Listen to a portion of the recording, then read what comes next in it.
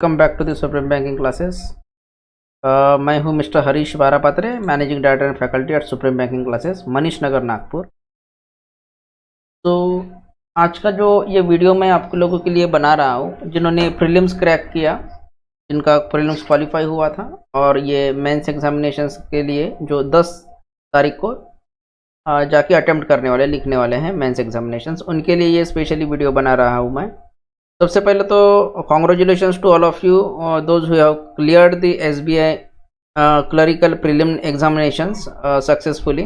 और supreme banking classes के बहुत सारे रिजल्ट्स प्रीलिम्स के निकले हुए हैं। अभी वो 10 तारीख को मेंस लिखने जा रहे हैं, तो उन सभी के लिए कुछ मेरी ओर से टिप्स एंड ट्रिक्स है, ताकि उनका एग्ज़ाम जो है अच्छी तरीके से वो लिख कर आए और पास होके आगे निकल जाए। तो ये है। तो जो भी आपका एग्ज़ाम आएगा उसके एक दिन पहले आपको किस तरीके से अपने आप को मेंटेन रखना है, बिकॉज अगले दिन आप मेंस का एग्ज़ाम लिखने जाने हो, और जो सबसे इम्पोर्टेंट एग्ज़ाम है आपके लाइफ का, यहाँ से आपको एक टर्निंग पॉइंट मिलने वाला है। तो इसलिए बहुत इम्पोर्टेंट एग्ज़ाम निकल के आता है आप सभी के लिए। तो देखो, सबसे पहले तो आपको स्टे काम, मतलब कि आपको शांत रहना है और फोकस्ड रहना है। जैसे आपके प्रीलिम्स के रिजल्ट आए वैसे आपके मेंस के रिजल्ट्स भी आने वाले हैं। जैसे आपने प्रीलिम्स में खुद को अच्छी तरीके से शांत रखा, शांत होके जाके एग्जाम्स आप लिख कर आ गए और आपका रिजल्ट आपके सामने है, you qualified the preliminary exam. Same उसी तरीके से आपको अभी मेंस एग्जाम्स भी क्वालिफाई करना है। दिस इज, जैसे कि मैंने आपको बताया कि ये भी आपका बहुत ही इंपॉर्टेंट एग्जाम होने वाला है। और उसके बाद में अगर इसको आपने क्वालिफाई कर लिया तो आपको पता है कि आपका सैलरी ही अराउंड 1.5 लाख रुपीज़ होने वाला है। और मतलब कि जो भी आपने टारगेट रखा हुआ था, जो भी आपने गोल रखा हुआ था, वो हिट होने वाला है अभी कुछ ही दिनों में, राइट? फाइन। देखिए, सबसे पहले तो स्टे काम एंड फोकस रहना है, शांत रहना है।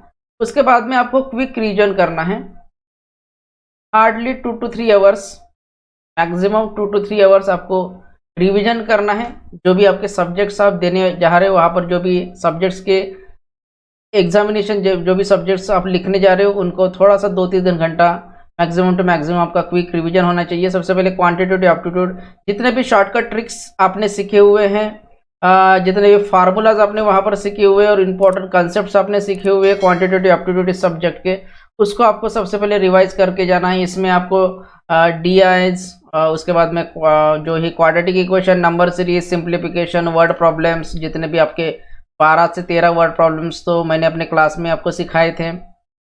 अगर आप out of the class student हो तो जितने भी आपने वर्ड प्रॉब्लम्स सीखे हुए हैं वो सारे रिवाइज करके जाइए, बिकॉज 12 से 13 मार्क्स के लिए आपके वर्ड प्रॉब्लम्स वहाँ पर आपको पूछे जा सकते हैं। और वो हर मेंस एग्जामिनेशंस में रहता ही रहता है, प्रीलिम्स में भी था, मेंस में भी रहेगा। उसके बाद में रीजनिंग, जिसके बाद में जिसको जो है आपके पजल्स को आपको अच्छी तरीके से रिवाइज करके जाना है। जितने भी आपने पजल्स सीखे हुए हैं वहाँ पर वो सारे पजल्स आप रिवाइज करके जाइए। फ्लोर अरेंजमेंट, या फिर जिसको इम्प्लिसिट भी बोलते हैं हम लोग। उसके बाद में आप लीनियर करके जाओ, लीनियर में भी सर्टेनिटी अनसर्टेनिटी दोनों भी करके जाना है। आफ्टर दैट आपको सर्कुलर पजल, जो आप इनसाइड आउटसाइड फेसिंग कॉम्बिनेशन, ये सारी करके जाना है। उसके बाद में आपको स्क्वायर अरेंजमेंट करके जाना है, बॉक्स अरेंजमेंट करके जाना है, ट्रायंगुलर अरेंजमेंट भी आ सकता है आपके एग्जामिनेशंस में। अलग अलग तरीके के अरेंजमेंट्स पढ़े। उसके बाद में आप बाकी के भी टॉपिक्स आप रिवाइज करके जाओ। अगर जैसे कि इनइक्वलिटी हो गया, कोडिंग डिकोडिंग हो गया, ब्लड रिलेशन हो गया, डायरेक्शन सेंस हो गया, सारे टॉपिक्स आपको अच्छी तरीके से, मशीन इनपुट आउटपुट हो गया, ये अरेंज मतलब कि आपको रिवाइज करके जाना है। अगर आपको लगता है कि इनके ऊपर एक डिटेल वीडियो और चाहिए टॉपिक्स के ऊपर, तो आप कमेंट में लिख दीजिए, मैं डेफिनेटली जल्दी से जल्दी उसको जो है प्रेजेंट करूँगा आपके सामने। इंग्लिश में थर्ड है आपका इंग्लिश।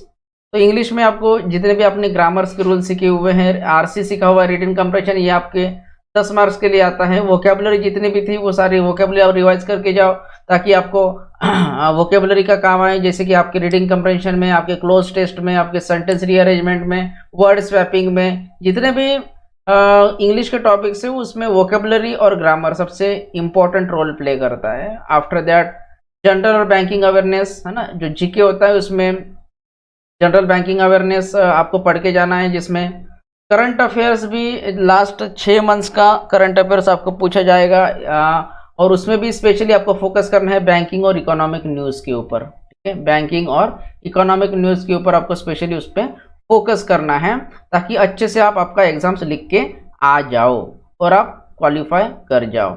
उसके बाद में देखिए कुछ और इम्पोर्टेंट पॉइंट्स है। अगर आप कॉन्फिडेंट फील कर रहे हो तो आप सेक्शनल या फिर मॉक टेस्ट दे सकते हो। पूरे 200 जितने भी मार्क्स का फुल लेंथ का पेपर आप दे सकते हो वहाँ पर, या फिर सेक्शनल टेस्ट अगर आप जैसे भी आपको लगे, है ना, जो भी जिसके साथ भी आप कन्वीनियंट हो।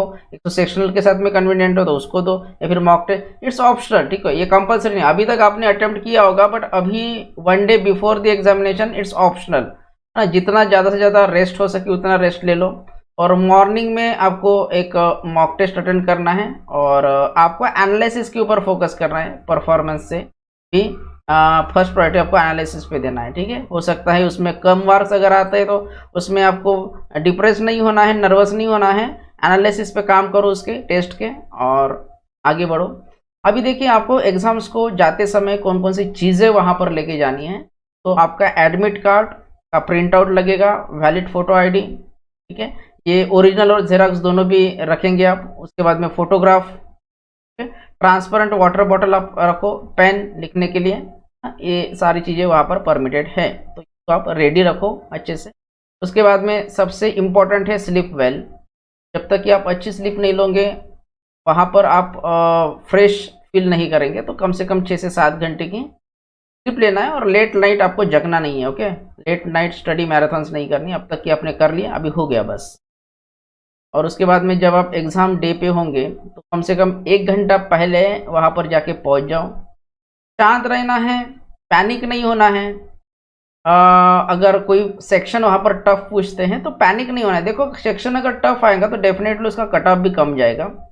और स्मार्टली टाइम को मैनेज करना, ये आपको तो करना है, ये आपने सीखा ही होगा प्रैक्टिस में। और कोई भी एक सिंगल क्वेश्चन के ऊपर आपको स्टक नहीं होना है।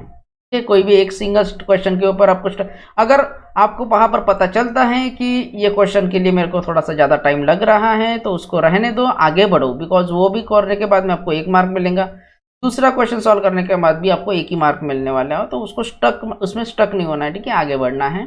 और जो भी है आपके एग्जामिनेशंस के लिए बेस्ट ऑफ लक। अच्छे से सॉल्व करके आइए और पास होके आगे